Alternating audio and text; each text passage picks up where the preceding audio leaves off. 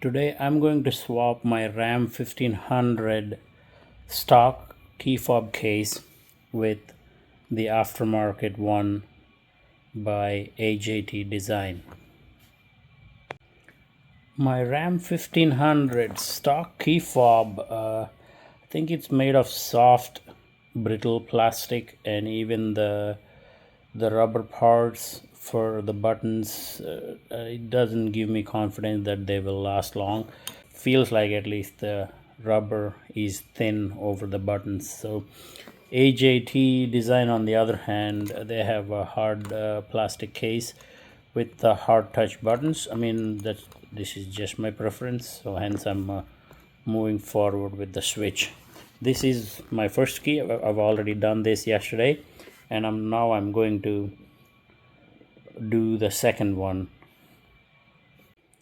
For this process, I believe I will need a small Torx and an Allen key, which AJT provides here in the kit with everything else.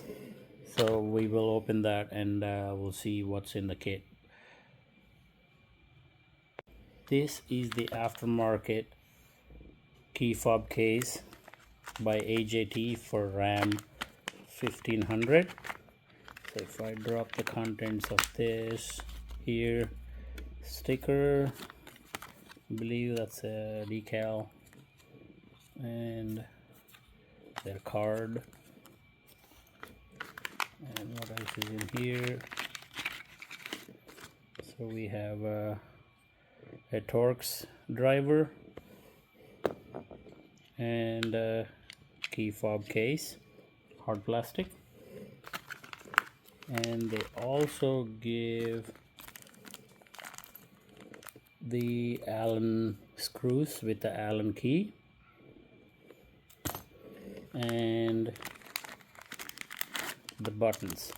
They actually give you all the buttons for all the key fob combinations. I'll put these down. So we have here the auto start. If I have to match this here, a remote start right there. This is for the bed gate. I don't have that feature. And this is for remote start, and I believe that's for lowering the air suspension. I don't have that either. That's not for me either. So lock and unlock combination, and there is the lock button here. That's the blank, and that's for lowering suspension, I believe. There is the unlock, lock, remote start, and a small panic button. So these are the 4 buttons that I'm going to use in my key fob.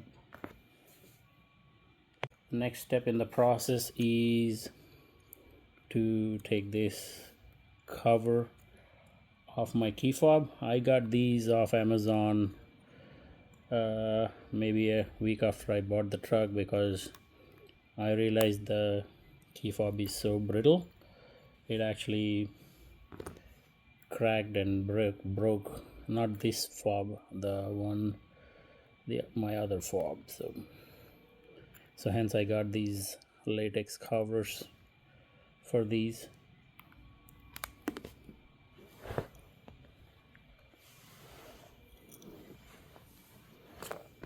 So this is the fob that I actually never used. This is my second fob.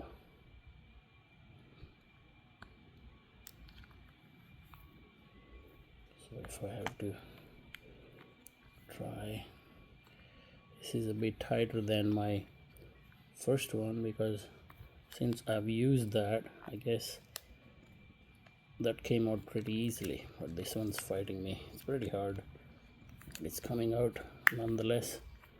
I just want to make sure I'm not pressing any buttons. So that's the key fob. It does look classy, but these silver parts are really brittle on these things. So if I take this out,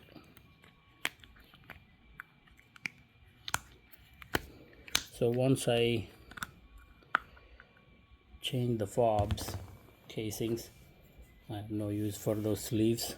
So but first things first, the top key ring holder also houses the key inside. There's a button here, press it, pull it out, the key comes out. And the next step is to separate the fob, top and bottom. So behind these tabs right here, if you depress it with a flathead screwdriver and basically split it open, these things will separate. So I'm gonna use a small flathead that I have here, but bigger the better from the looks of it.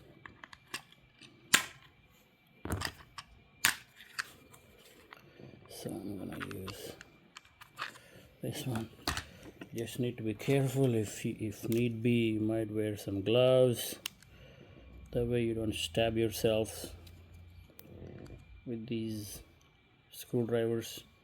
They do take a considerable amount of pressure while engaging or disengaging these things.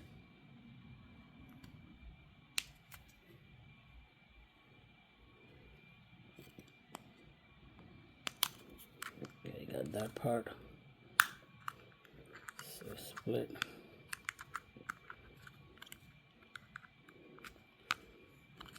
At one side it's hard. You literally have to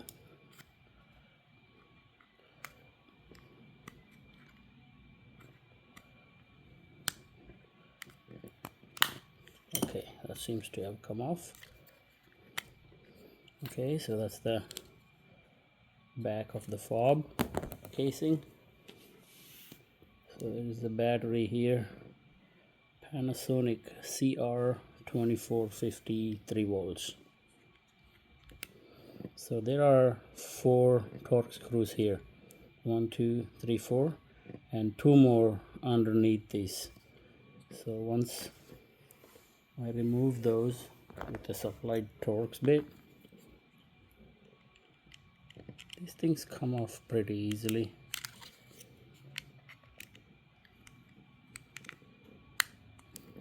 Once it engages, you can feel it.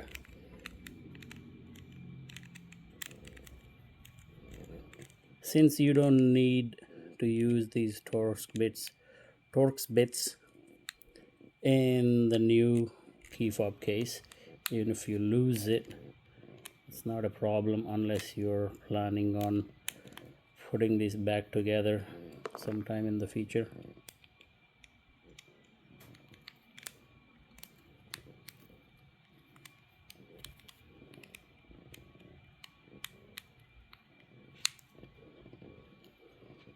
It's a bit tough engaging this small Torx.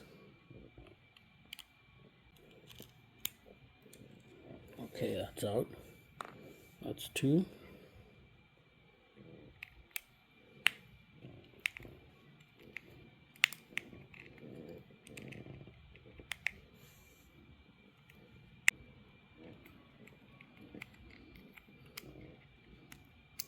Okay, that's out. Now number 4.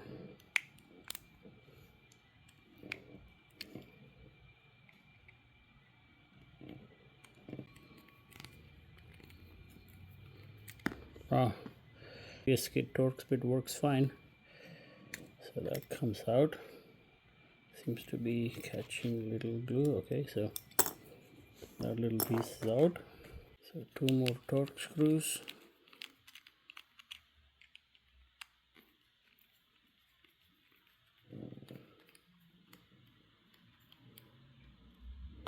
That comes out. Let me try this with my other one.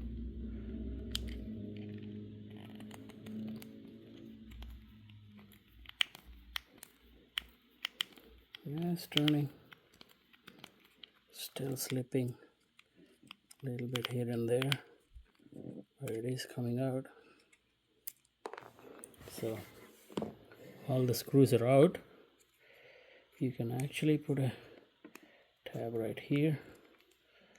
Try to pull it up, okay,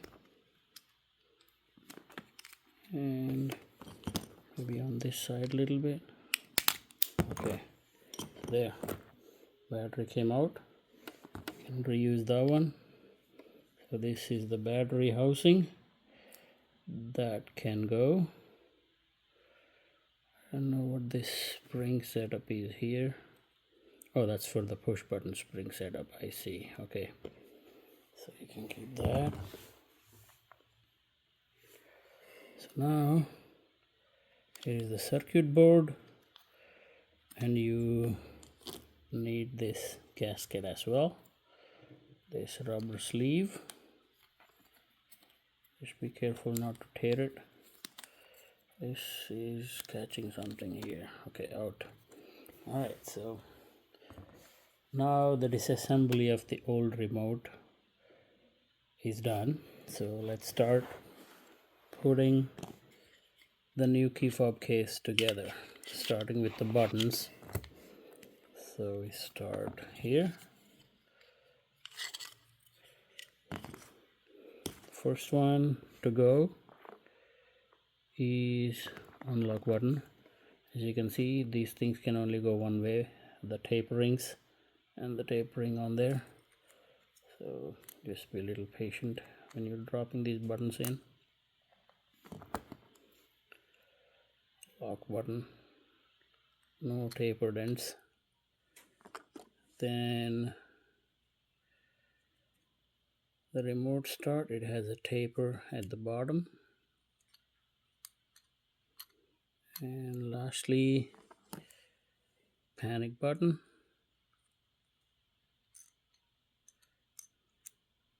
Okay, now once they're all seated, put the gasket in. This gasket has small knobs here and there too. And next step is to seat the circuit board. So again, follow the shape just like that. Just be careful.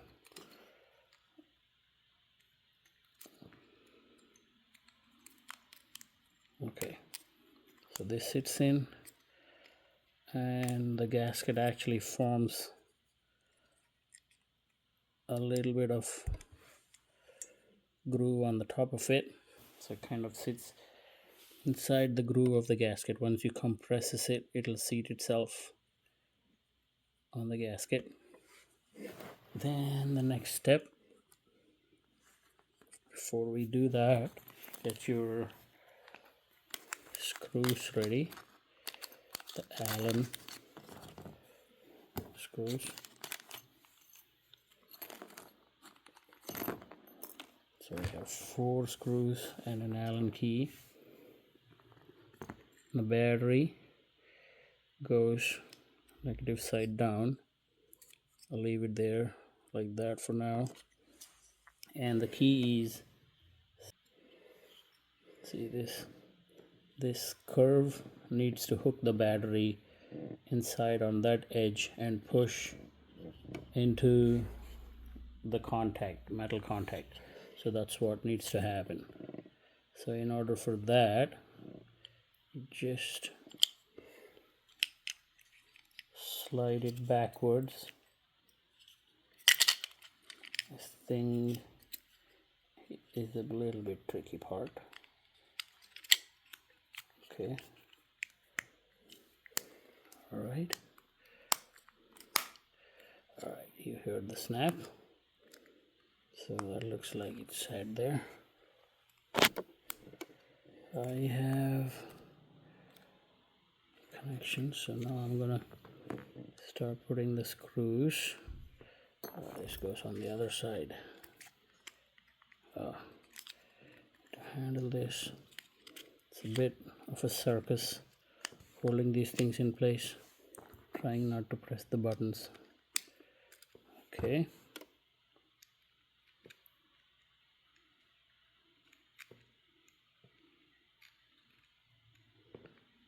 Okay. Again, hold this in place. Put the Allen bolt. Not as easy as the instruction video in the YouTube. So that's in. Don't tighten it, just a few threads. Then the opposite corner, or diagonal corner, sorry. Again, don't go all the way in, just tighten it.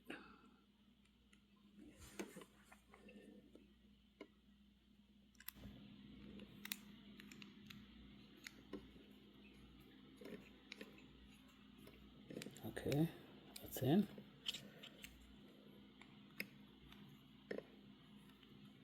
Okay, then the other two screws.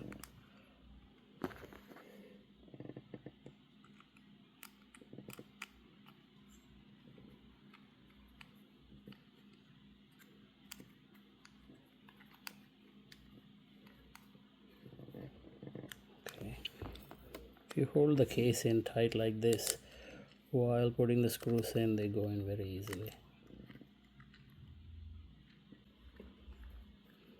Okay, that's going in. So before I finally tighten, I'm just going to press the button. Okay, you can see the lights coming on.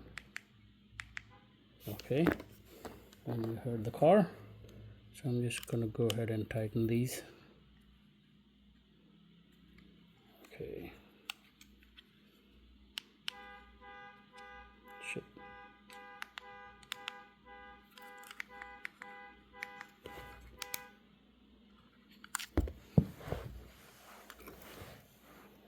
I see my panic button works. I touched it accidentally. I wonder how many neighbors got bothered. See, that's what I was talking about, having to do these things without pressing the buttons.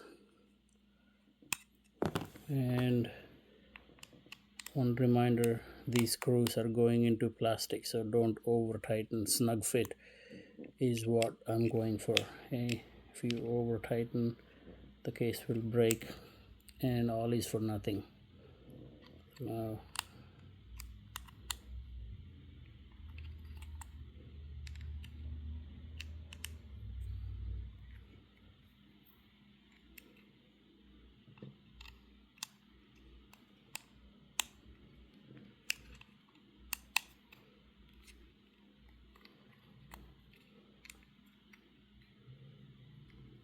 alright, won't even do the quarter turn. That's good enough. Fits snug. And you have a small slot in the back here. That is where your key goes for the key. In order for this key to come out, so there is a small pin there. I believe you need a little piece of wood under here to support this key, and tap that pin either with a push pin or maybe a thick paper clip, or even maybe try a cell phone SIM tool. But I don't have to do that because I have another key from Dodge. That's for my tailgate bed extender thingy, but I'm assuming this, when I matched it, it actually matches the key profile, so that works for opening the doors as well, so I don't have to do that part. So that concludes my key fob case exchange. All right, so thank you for watching.